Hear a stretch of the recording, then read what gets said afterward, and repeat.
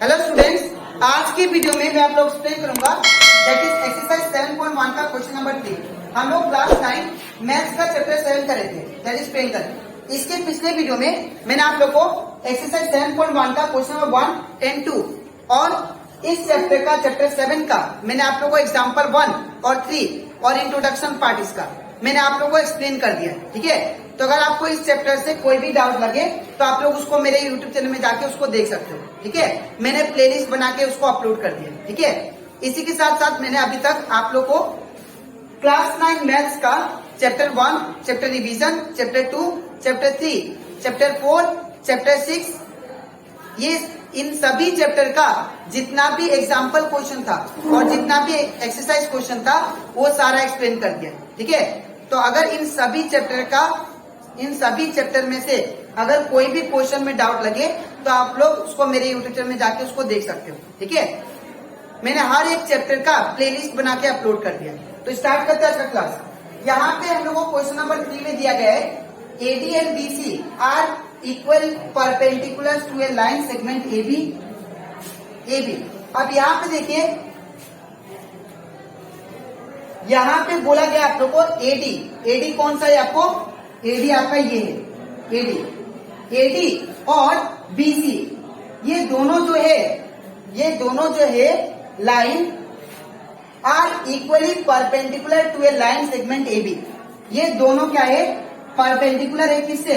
AB से। ये line और ये line perpendicular, that means 90 degree में है। कौन सा लाइन से?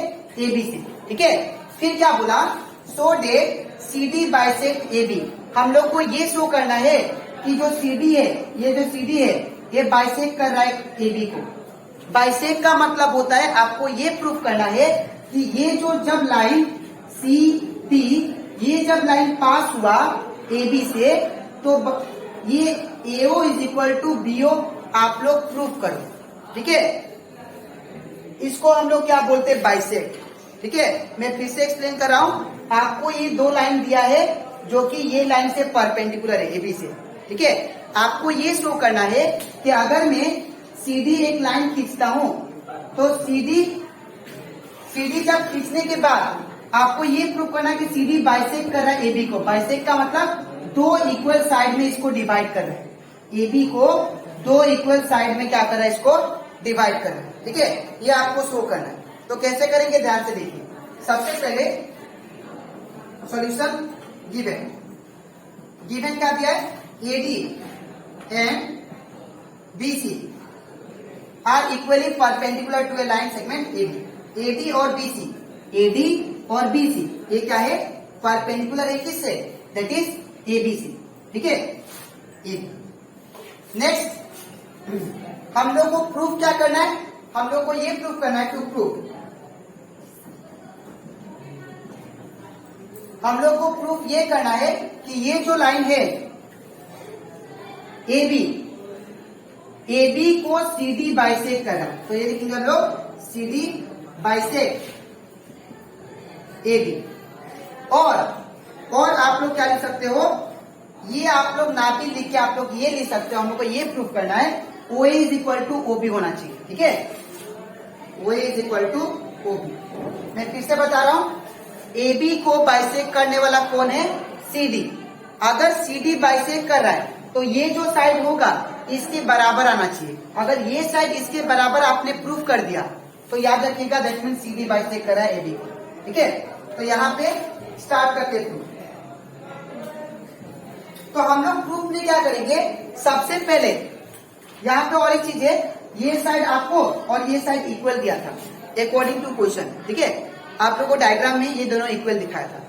तो अब अगर आप लोग ध्यान दो, सबसे पहले मैं क्या करूंगा? इन दोनों ट्रेंगल को आपस में कॉन्ग्रुएंट प्रूफ करूंगा। अगर ये दोनों ट्रेंगल आपस में कॉन्ग्रुएंट प्रूफ हो गया तो दैट मीन्स ये साइड इसका कोरेस्पॉन्डिंग ये साइड आपस में इक्वल आ जाएगा और वही हम लोग को करना है। ठीक है, तो हम लोग क्या करेंगे? ये ट्रेंगल लेते हैं, in triangle that is BOC and triangle DOA या AOD। BO या ऐसे लेते हैं OBC in triangle OBC and triangle कौन सा? And triangle OAD। OAD अगर दोनों ट्रेंगल में आप लोग ध्यान से देखो तो यहाँ पे ये वाला एंगल और ये वाला एंगल दोनों 90 डिग्री है ना। तो क्या लिखेंगे, angle OBC, angle OBC is equal to angle कौन सा, दैट इज OAD। OAD क्या लिखेंगे, ईच 90 डिग्री, दोनों कितना है 90 डिग्री एंगल में है। ये वाला एंगल और ये वाला दोनों क्या है 90 डिग्री एंगल में। दूसरा, ये साइड किसके बराबर दिया है, BC का। तो क्या लिखेंगे, AD is equal to BC। तो क्या लिखेंगे, AD is equal to BC। AD equal to BC, ठीक है। ये आपको क्या है, ये आपको गिवन है। नेक्स्ट अगर आप लोग ध्यान दो, यहाँ पे ये वाला एंगल और ये वाला दोनों आपस में इक्वल होंगे। क्यों, because of vertically opposite angle. क्योंकि दो लाइन आपस में क्रॉस करते हैं तो ये एंगल और ये एंगल आपस में क्या होता है, इक्वल होता है। तो इसको हम लोग क्या बोलते हैं, वर्टिकली ऑपोजिट एंगल। तो क्या होगा, angle BOC, angle BOC is equal to angle A, that is BOC दिया तो यहां पे क्या होगा, AOD। दोनों क्या है, वर्टिकली ऑपोजिट एंगल। मैं फिर से बता देता हूं, ये दोनों ट्रेंगल को हमें क्या करना है, कॉन्ग्रुएंट प्रूफ करना है।